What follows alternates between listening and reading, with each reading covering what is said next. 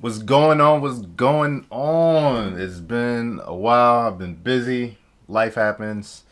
Not every day you can create videos, or I mean, it's very difficult being consistent with YouTube videos, especially when you're an entrepreneur. You're trying to get your bearings right. You're trying to get everything set up. Life happens. You got to pay for certain bills. So I've just been mad busy, but I didn't want to just I didn't want the time period from the last video I made to the next one I would make just keep going on and on and on. So I was like, you know what, things don't have to be perfect. I'm sure y'all can bear with me.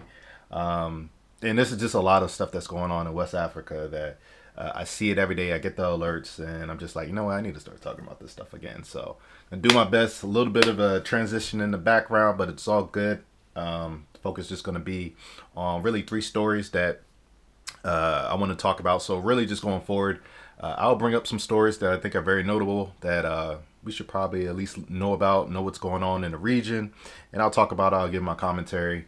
And of course, I always welcome some feedback from you all, some advice on how I can make this channel better, or if you have any advice on topics that you would like to see. So we got uh, three topics that I want to talk about. So the first one, I'm always going to try to give you some some options for investing. So this article that I came across is really opportunities in the insurance and education sectors in Nigeria. Uh, well, you kind of know about, well, maybe you don't know about insurance is, depending on who the audience is, insurance is not that much utilized in Nigeria for a lot of obvious reasons. It's just not, as far as compared to other countries in the world. So there's opportunities in insurance, and then of course the educational sector.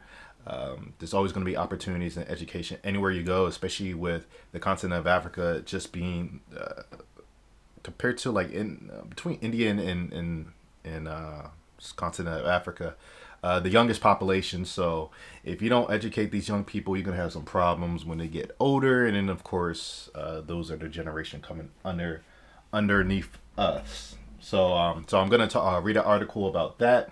Then I'm gonna give an update on what's going on in Liberia. You have elections currently going on in Liberia, and it's going to be a runoff. You have the first person, or the person in charge. So that's was George Way. I don't know if I hope I'm saying his name correctly, George Way. And then you have the person that he's going against, Joseph Boakai. So they're pretty much neck to neck. They're gonna have to do a runoff. There's some nefarious things that are starting to come up and starting to show up. So I'm gonna go through that article. You could kind of see I'm gonna give my commentary on that as well, my thoughts on that as well. And then the last one is actually just a story I came across on my Instagram. So if you're not following me on Instagram, or you want to follow me on Instagram, then you can look in this video's description. You'll see all the links to all this and informative just pieces about myself and what I'm offering as far as business solutions, and just that type of stuff. But if you look in this video's description, then you'll see my link to my IG. You can follow me there. And for that, there was actually, I think he was a footballer in Nigeria that ended up killing his girlfriend, and his girlfriend's really cute. I don't know what happened, obviously, but he was caught, and I'm just gonna go through that, talk about it, and also read some of the comments this on this post, because a lot of the comments are just interesting, and someone just being outside of just West Africa or Nigeria in this case. I like reading the comments because I get an idea of how the people on the ground are thinking, and what they're saying. So we're gonna get into it. I do want to promote my business course, in which I talk about just the fundamentals of business, and also a lot of it has to do with just personal development. So even if you're not starting a business, there's a lot of good content in there that just helps you get to the next level of life you're trying to get to.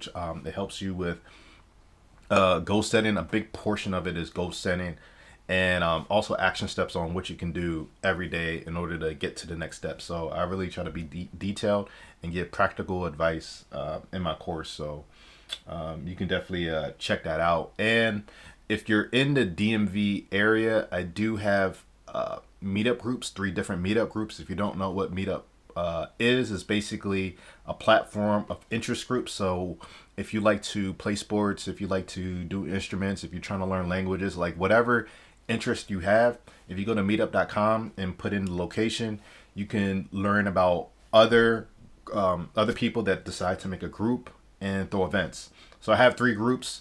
They all have different objectives, and if once again, if you go into this video's description, you'll see you'll see exactly which groups. The links are going to be there. You could just click on the link, and then if you read the description of my group, you want to sign up, you go ahead and do it. So it's not based on online. It's actually physical meetings that we do with just other people. So if you want to be a part of the community, if you're in the DMV and you want to do something other than just going to the club, you want to do something a bit different, you just want to network with some people, have some good conversations, maybe kickbacks, game nights, all that type of stuff, then you definitely want to join my meetups and see what's going on there. So so we're going to go ahead and get into it. I'm going to see, I haven't done this in a while, but I'm going to switch the screen. Okay, you should be seeing what you're seeing. And if you're not familiar with this I guess this page, how we made it in Africa, they always have a lot of good content. You do have to pay for it. I think it's like maybe it's 80 a year or something like that, or maybe 60 a year. But they always talk about just business opportunities that are going on, and stories of other people doing well in just business adventures. So I like learning about this stuff, and then of course I share it with you all. So this is the one. So this is actually pretty old, 2020. So about 3 years ago, an investor is just highlighting the opportunities in Nigeria's insurance and educational sectors, and I'll read a little bit of it. So so the person's going to be asking. So it's an interview. Someone is asking him questions. I think you could kind of understand what's going on. So this is the first question: why are you bullish about Nigeria's insurance industry? And his response is just the current size of the insurance industry in Nigeria is a screaming opportunity. To give you a sense, Nigeria's insurance density, so gross premium per capita, is about $6.20. Morocco is about 16 times larger, and South Africa is 123 times larger. So basically, just saying, okay, Nigeria needs to start looking at insurance, and it's a lucrative business. I know, of course, when it comes to something like this, I'm already thinking of the risk. But hey, if you're in a position to take a lot of risk, then this might be an opportunity for you. Get on the ground floor, and then as things change, as things develop, hopefully, then I mean you're gonna get a greater reward. That's just how it works. So right here, we see a few factors driving demand for insurance in Nigeria. The first is regulation, where proof of insurance is now required for more things, as assessing bank loans. That makes sense. Pension accounts. These new regulations are really pushing people, especially corporates, to insure more. Nigerians' demographics are the second factor we see contributing to growth in this sector. Our current population of 200 million people, growing at 3.2% annum, is expected to double by 2050. I really wish. I see these numbers all the time, and I honestly, just because I know how they get these numbers, is just computer generated guessing, basically, and it's just a computer that's just trying to guess. Okay, well, this population growth, what's the average, and stuff like that. I think the last time that Nigeria did a census was like in '94. In the '90s, it wasn't anything recent. So I would really like to see a lot more of these countries, once they get their foot in and once there's some type of stability, to take note of who's in the country exactly.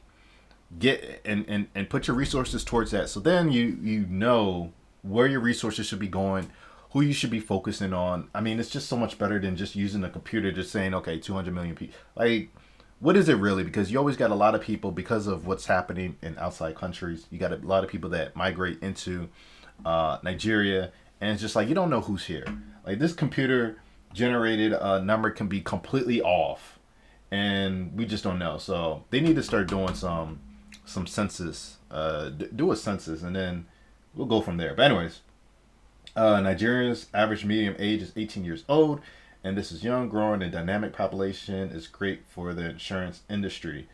So the third driver is new insurance products that meet the needs of the population, and the fourth is building significant awareness for these products. Thus far, we have invested in life and general insurance companies. Oh, that's interesting. And we are looking at investing in health insurance. Okay, if you can, if you can invest more in the insurance firms, if that becomes bigger, and then the quality of care is going to be private. I don't see it being public. But if the private care sector and these health insurance firms can link up and do something good, you're going to see more development because it's going to be competition. There's going to be more competition. So more competition means increase in quality. So if they're able to do that, then that can definitely be a an attractive offer for someone in from abroad and say, okay, well, Nigeria may not be perfect, but as far as like trying to raise a family or really like someone with a standard of abroad, just that has always lived abroad. I know one of the biggest factors or concerns that people have when it comes to anything with staying in just one of these West African countries is health. Like, what if something is to go wrong? Because they tell me this all the time. I always ask, and I'm like, okay, damn. If something is to change where the quality of care is affordable, then that will be a big game changer in them saying, okay, well, I can do something there, because health is especially important. I mean, if you got children, whatever, someone gets sick, like I'm we all have seen those hospitals in Nigeria where it's just like I don't trust it, or we hear the stories of like the patients couldn't pay their like bill or something like that, and they just end up dying because they get an infection or something like that. So, anyways, just bringing trust to the general public because healthcare is more affordable, and then also the quality of care is going up. Then that's definitely a good thing to do. We've learned you need to create insurance products that are simple to understand and easy to buy. Yet, we're also exploring ways to let people move from paying annually for insurance to making quarterly. Yeah, quarterly would probably be more realistic, or be like it'll just be better. I don't see monthly happening, or perhaps even monthly, because people's incomes go up and down, especially with the inflation right now. There's a lot of room for innovation in this sector.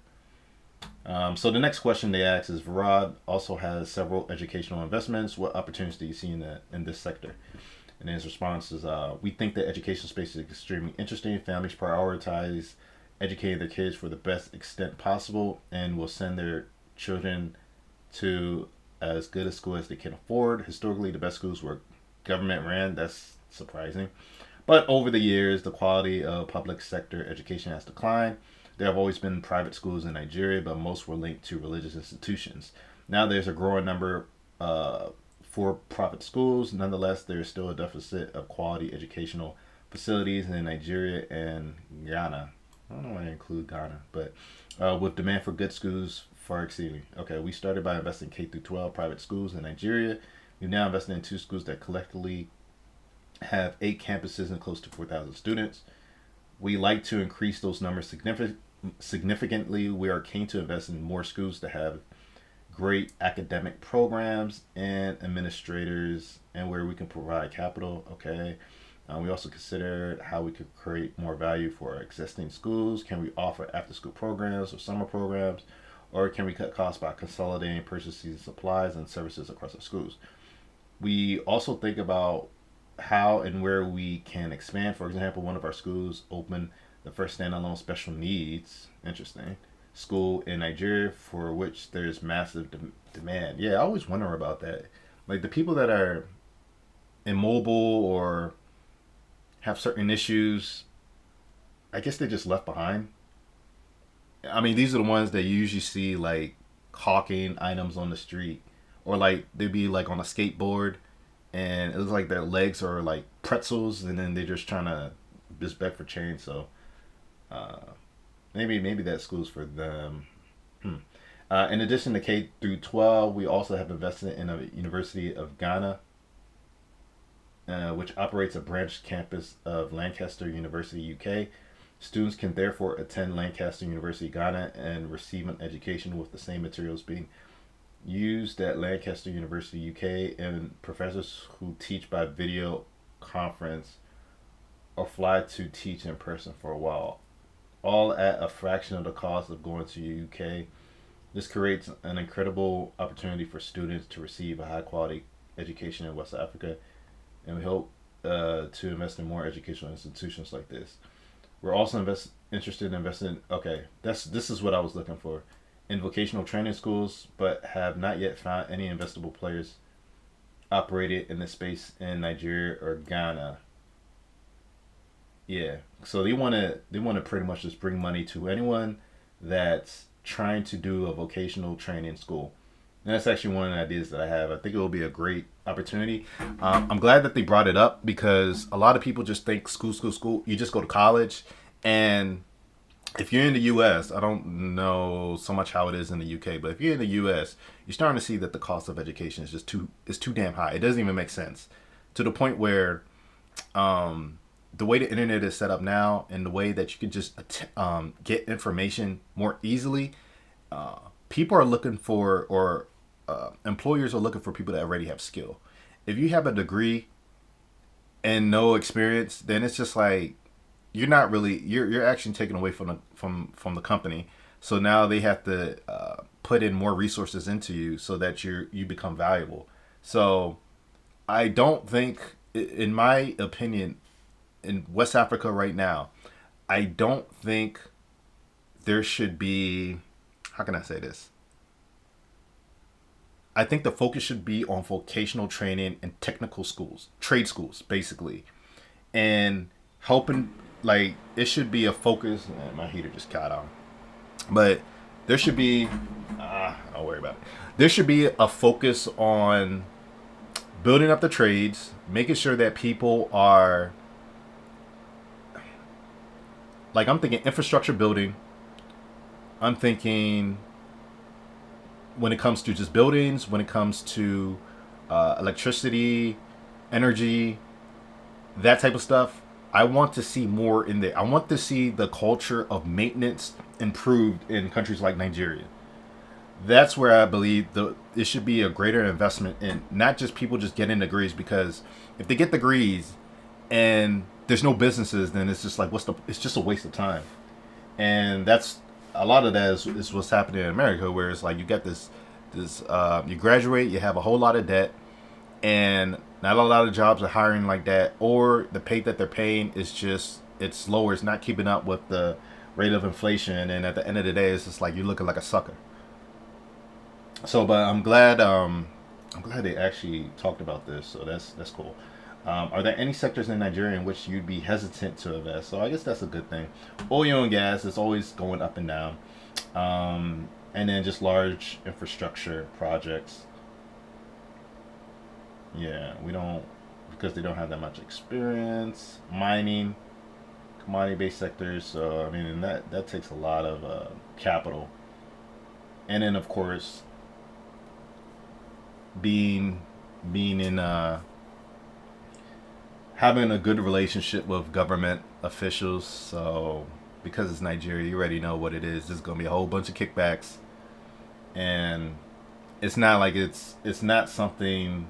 I mean, I guess you could be creative. Like, maybe you're creating tools that's used in that industry, but man, I see why they're trying to avoid that industry.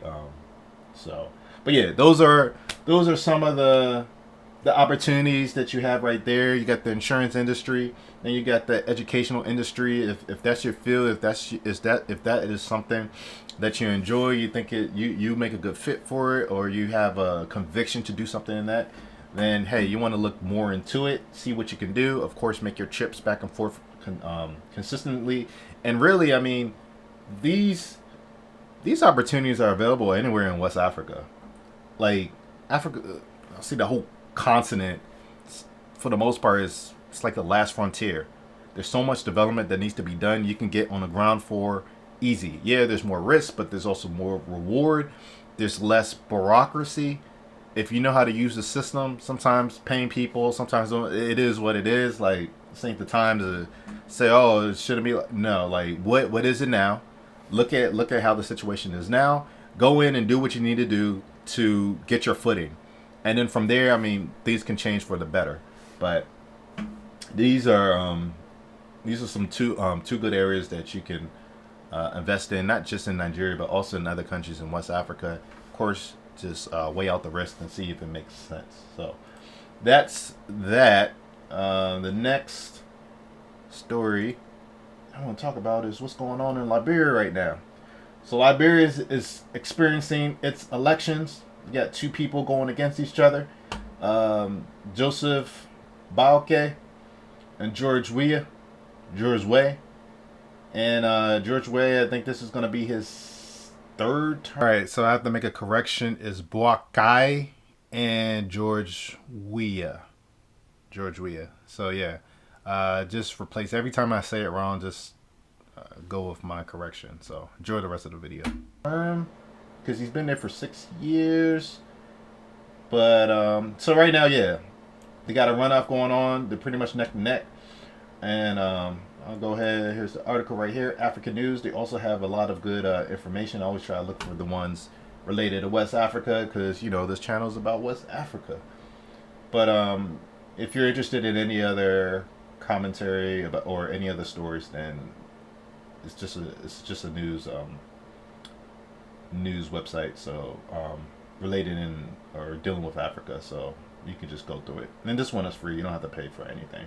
So, as provisional results from 99.5% of the 5,890 polling stations are revealed, it's evident that the two candidates are in a virtual dead heat following the elections held on October 10.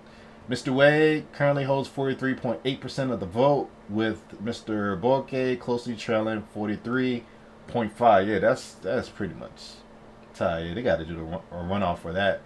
This close contest suggests that neither candidate is poised to secure the required majority of over 50% for an outright victory. In certain regions of Sino, Niba, Montserrat counties, voting is being prepared due to allegations of ballot tampering. This happens all the time. Nevertheless, these revotes are unlikely to substantially influence the overall presidential election outcome. As reported by local media, the Election Commission also confirmed the arrest of 9 temporary staff members in connection with the alleged ballot tampering. So, it was getting some type of kickback, and I'm sure it was probably like a bag of rice. The Election Commission has until October 25th to finalize the results. Seeking a second term, George Weah, a former international football star, is keenly waiting for the electoral outcome. During a press conference, Mr. Boakai, so this is the one contending, called upon fellow opposition candidates to unite as a rescue team for a resounding victory. Interesting. Okay. He extended an open invitation to our brothers and sisters in the opposition and Liberians in general, urged them to join the noble mission, revitalizing the nation. Okay. So they always say these type of speeches. And then it just talks about he briefly served as vice president for Ellen Johnson Sirleaf. I don't know if she was a good president or not. I heard the only thing I heard was that she was okay, but it wasn't like anything magical. Like when people was like, "Oh, the first woman is," people need to stop that. Oh, if it's a man or in this case, okay, a woman is gonna change everything. Like, no, if you're competent and you're good, you're gonna make changes. It doesn't matter if you're a man or a woman. Like, I'm getting tired of everyone just thinking, oh, there's gotta be a woman in it. No, like she didn't make any. I mean, I'm sure she was doing her kickbacks as well, and she was doing her corruption just like most of all the other presidents. Like nothing changed. So, people need to stop worrying about, especially tribes and all that. It's like, just look at the results. Like the results the results speak for itself. But anyways, he would establish okay. Oh goodness gracious. He pledged that if elected president, he would establish an inclusive government that authentically mirrors the political, social, and religious diversity of the citizens. This is what I have a problem with, and this is what we see happening in America, where it's not about how competent you are. It's not about your merit. It's about how you look. And we see the disaster that's going on.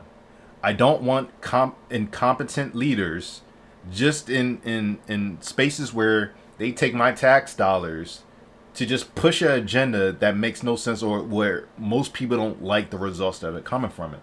So, and I was just talking about this. So, or just picking people just because they're gender and stuff like that. It's just stupid. You want someone that can get the job done. You want the results. And here you have this guy. I think he's just talking. Because this doesn't make any... This, honestly, in my opinion, this don't sound like no African. Or African word. Like, this just sounds like he's just trying to sound... To please maybe Western people, whatever. But inclusive, like, come on. Like, what? There's no... Where is the competency? Even if they're all one, let's say, religious sector of people are the most competent, and they end up... They're just the most competent ones. Put them in power. Because the people at the end of the day, they don't really... I would say they don't... They can say that on the surface, like, oh yeah, we care. We want them from... We want people from our ethnic background, stuff like that. But at the end of the day, if they're not getting the results, or if it's the same business as usual, then it's like, okay, I don't think after a while it's just like, hey, we want someone new. Like, everyone wants to have a better quality of life. Everyone wants to have some type of hope that, hey, the future is going to be brighter, not just the same, or it's going to continue to go down. Like, people want some type of hope and some type of evidence, or just some type of... people want to see a track of progress.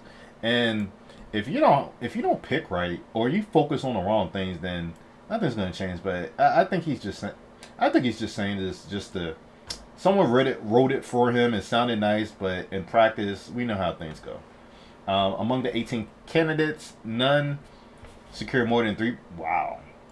Okay, so 18 people are running. None of them got more than 3%. Okay, they need to stop this. You're just running because you think, hey, I got a good idea. Like, this is not strategic. You're just wasting people's time. In a statement on Monday, one of the smaller candidates, Alexandria Cummings, refrained from explicitly declaring support for Mr. Boycott in the likely runoff, but emphasized that the Liberian people want change. Yeah, everyone wants change. In the 2017 runoff election, President Wade claimed victory with 61.5% of the vote, defeating... Okay, so this is just a rematch. In the initial round of the election, President Wade gained 38.4% of the vote compared to Mr. Boycott's 28.8%, indicating that has fared better in the recent poll. So he's doing okay. So people don't like what President Wade is doing, and it shows. And we're gonna see what's gonna happen. But President Wade has yet to comment on the poll. So there you go. That's what's going on for Liberia. I'm not gonna play the video. It pretty much just says the same thing that this article says. And yeah, so hopefully things turn out for the better. I didn't actually research the exact candidates. I think at some point I'll start doing that again. This is just an article that I saw, but I do want to... I do follow a lot of political commentaries here in the States, and I like how it seems like it's easier because everyone's background is already documented. When it comes to a lot of these African nations, like especially when it came with Nigeria's president, the current one that's in there, and his issue with his credentials and stuff like that, it seems like it's very difficult to get accurate background information on who these people are. and how competent they are. But I don't know. So I do want to start. I want to get better at understanding who the candidates are, the background, so that it's just more value that I'm offering, and it's also for my own benefit, because yeah, if I'm trying to do business in a lot of these West African countries, then I need to understand who's running and who's going to be the best person that can make the business environment um, beneficial to me and just other people that are trying to get in there. So there you go. So that's what's going on in Liberia now. This is one last topic I'm going to talk about. Show it up. Wanted Instagram influencer KillaBoi. He calls himself KillaBoi. Why you? I tell you. Found in Sierra Leone. So this was his picture. This is him. Apparently, let me see. He was declared wanted on October 10th by the Lagos Police Command in connection with the murder of his 21-year-old girlfriend, Augusta Anu Wagbagbe Osedion. Hopefully I said that correctly. He was found and arrested in Sierra Leone. Family members of his deceased girlfriend announced that he was found in Freetown under the new name Kanu Princeton Samuel and was nabbed in a nightclub after someone was able to identify him. And that's all. And this is the guy. This is the guy. One thing I hate about these type of stories is it's so short. There's not that much information. A lot of them are like this, and it is what it is. But I came across it because I was on Instagram, and if you want to follow me on Instagram, then just click on one of the links in the bio. It's YORUBADE, or you could just search it. But yeah, this is her. Nice looking young lady. Unfortunately, she passed. So, and this is a guy who was just, I don't know what else he does, but I'm not gonna. For the past over 2 weeks now. To the glory of God. Yesterday 2 a. Okay, so she's talking about just them finding the guy, and she's just talking about it. And but the most interesting thing I was just looking at was just the comment section. So this IG account, maybe you all are familiar with it, but if not, she pretty much does stories on, or that's not she because it's Linda, but they pretty much do stories on Nigeria and some other African stuff, and sometimes they'll get into some social stuff that's going on in America. But it's fine. Like, if you want to be up to date on what's going on, then they definitely have the stories.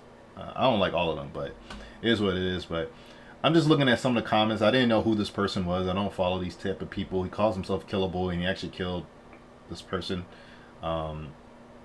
this lady, and now everyone's just talking about it, and everyone's just like, okay, one was like, I'm not supporting KillaBoi, but I don't think the mother herself played a good role in her life. She didn't even try to question her child's lifestyle. So, and then this person is like, to the people talking about the lifestyle and blaming this woman for endorsing the relationship. This guy is a known punter and also into crypto, so his lifestyle is justified. Is it a crime to date a rich young guy? Don't poor men kill their partners? I wonder what the reply says to that. Sorry, it's just a fact that our parents of today understand what import of money can be. So if she was always allowed her child to see this young boy without questioning their friendship properly, and knowing the parents of the guy, well, just because he has a big bag spender, then it's wrong. There are people you should not be too comfortable to enjoy their money. Okay, so everyone's just giving their commentary. I don't know, maybe you have some commentary. Try and question your kids when they live lifestyles that is above their means. May her soul rest in peace. Madam, shut up. Damn, people that talk the most smack, or a lot of them that talk smack, never have a profile picture. It's like, this is a social media platform. Oh, wait a minute, this is a troll. This is a troll. Look at that. This is a troll. I didn't even, wow. Okay, well, I'm not gonna read this then. And then you had 41 reply. Oh shit. They messed themselves up. Okay. Yeah, I don't look at troll accounts. I don't look at troll accounts. did you ever question? Okay, this is a blue check, so I don't know. Like when I see these stories, this is what I think. First off, I'm curious. Where's the father for this daughter? When I see, so okay, just from my experience, born and raised in the U.S. Of course, raised in a Nigerian household, been around Africans or whatever, and just looking at just the different cultures that I come across. The people that are not raised with their fathers in the household, like a good relationship with their father, tend to have the most issues, and statistically, this has been proven. Anytime I see these stories of what's going on for the woman or the man, so in this case, the woman that was killed, you see the mother talking, but I'm always curious, like, where's the father talking? Because I would think that the father will ask more questions than the mother, and the father would be like, okay, where are you getting this stuff? Where, like, I don't know the whole situation, but I'm just thinking, like, when I see the absence of a father in a tragic situation, it always starts getting me thinking, like, okay, what's really going on, and why is this happening?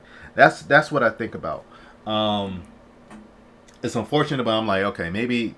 And then for the guy, I'm just like, he just comes across, and I'm judging or whatever, but we all judge. We could say, oh, don't we all do it. And I'm always thinking, when I see these type of guys that just seem loose and flashy and stuff like that, I'm also thinking they didn't have a strong father figure in their life. Because usually, just from my experience and what I've seen, a strong like, they're not peacocking all the time, or they're like more like chill. Not all of them, but fathers like bring that balance of, hey, you need to calm yourself down. You need to check yourself. Because people are always watching. You can get caught up. You need to know how to control your emotions, your desires, like sexual discipline for the guy. Like a strong father at that, can instill those values at an early age if they're present. If it's just the mom, that's when you start seeing the issues. So I don't know. In this case, I mean, I'm just looking at a lot of these comments, and I know sometimes they speak pidgin. I can't really understand it, but you got people going back and forth. You didn't scream Nigerians when your daughter was alive and you were enjoying the boys Yahoo money. Okay, so they call him a Yahoo boy. I don't know, maybe he was. Did you also question what he does? How many times did you advise your daughter on her lifestyle? That like, I don't know who she is, and I don't know what she was posting, and I don't know her. I don't know what she was doing or how she was living, but yeah, that happens a lot. Who's that guy? Who's that Nigerian that was like, he got caught up in Dubai and then he was transferred over to the U.S. Oh man, I forgot his name, but he was pretty much scamming people, and he was always wearing like Louis Vuitton bags, always going on the private planes. I forgot what his name was, but he got caught up. And it's like, people just like, well, we know he was scamming, but he was showing pictures and he was an inspiration and stuff like that. And it's just like when you see someone that's making money and you don't really know what they're doing, they don't have a legit business, even if it's just influencing. And unfortunately, if they're coming from Nigeria, it's like I think it's natural to start getting suspicious. Like, okay, you're doing that thing online. You're doing something online, but I mean, and rest in peace to the girl, and it's unfortunate. I think was it 21 years old, and she didn't live long, and hopefully someone can learn from this story. And that's all I really can. That's the most I can say about that. So, anyways, these are the 3 stories that I decided to pick out and talk with you all today. I don't think this video is too long. Maybe I might cut it up and have just like short clips of these stories throughout the week. And then just going forward, probably my posting schedule, I'm going to try to do 1 video a day, Monday through Friday. I'll do my best. I'm a busy person, trying to build up my business. I got some other stuff I'm doing. Like, there's a lot of stuff that I'm doing, so I'm going to try to do my best. I will leave it with a hit the like button, subscribe to the channel, and share this video with your friends or anyone else that's interested in West African content. There's no one else on YouTube that's doing the same thing, so I'm the only one. So yeah, tell your friends, tell all your people about it. And if you're looking for practical help, if you want to learn about the fundamentals of business, achieving just greater goals, career transition, and just trying to reach fulfillment in life, then definitely click on the link in this video's description so you can go to my course page. There I break out, you can see what's covered in all the different sections, see if it's for you, see if it's helpful, offer action steps. Like, there's a lot of content and a lot of just helpful information in there. It's not just a regular course where I just tell you, okay, now I'm actually telling you specifically steps to take, baby steps to take. And this is just coming from, did a lot of research on psychology. There's actually a lot of information I put, because I'm a reader and I'm a studier, and this just I want to see people do better, and also I want to work and partner with people that know how to do business. So yeah, that's part of my incentive to really go out and help people, not only for their own benefit, but also, you know, I want some good people that I can talk with, I can communicate with, we can do business together, or you can help out your neighborhood. Your neighborhood affects the whole greater West African community, and that's always good. So the link is in the bio for that, and also I do offer 14-day money back guarantee if you decide that hey, it wasn't enough value for you. I do not want your money if it's not helping you.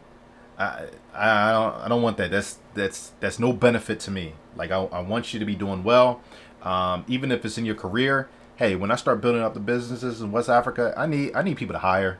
I need people to look over and train. So I want people to always improve on themselves and be better at what they're doing and what they're trying to get out of life. So there you go. Hope you appreciate this video. I guess this is my video back into doing videos, and stay tuned for the next one. I'll catch you in the next video.